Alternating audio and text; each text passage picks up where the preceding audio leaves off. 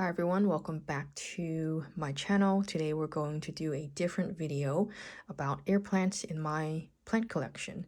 I recently became obsessed with air plants after I realized that they can flower. There are different types, mostly because I realized there is one called teddy bear and it is in the shape of a ball. So that was pretty interesting for me to find out. And so I started buying a bunch of them. They're not that expensive either from airplanthub.com. They came packaged perfectly. They came with a care card. Everything was great. No issues. So there are two different types of air plants that I'm aware of. There's mesic and then there's xeric. So mesic are the more kind of humid, tropical, even humidity type of air plants. And I think, and I'm not sure, this one, and this one, and maybe that one are mesic because their leaves are a little darker green.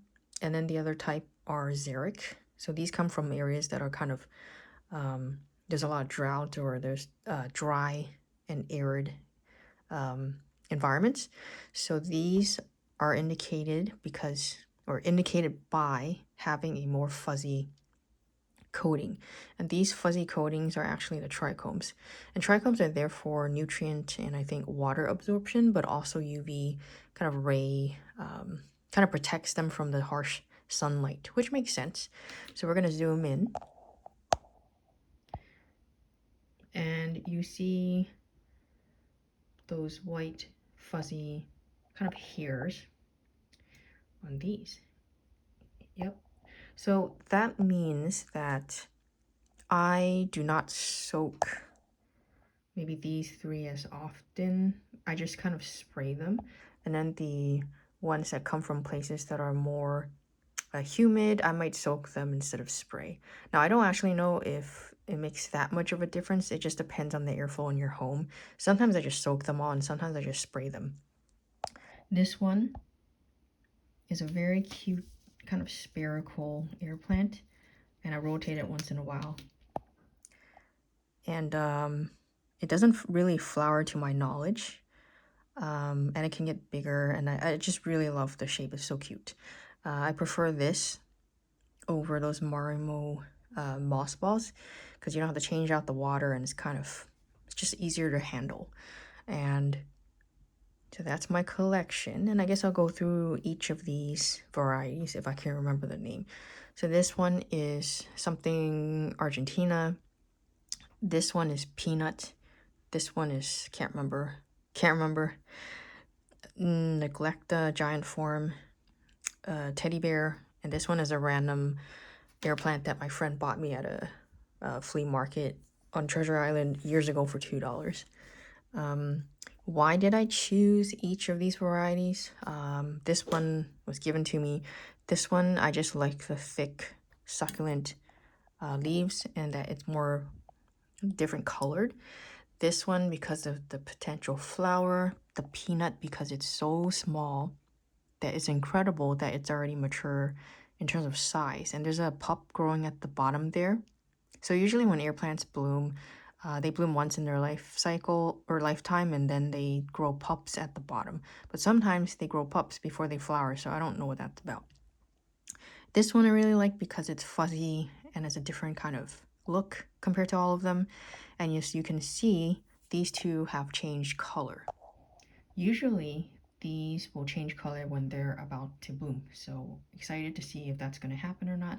But either way, super cute. And then this one is just the largest air plant that I have, just for the kind of structure, and I like the look of it. And obviously the teddy bear, and I named him Theodore, is because he's so cute. So these are my air plants. And then lastly, watering and fertilizer. You don't want to not fertilize them, but you do not want to fertilize them too much. So I treat them like my orchids, although I will dilute the hell out of the fertilizer before spraying them. So I think about once a month during the warmer seasons, I will add 1 or 2 drops of orchid fertilizer into the water and then soak them. If I were to spray, I'd probably spray them down with water first and then spray the fertilizer diluted water. I don't know why I would do that. I'm just kind of worried about burning the leaves.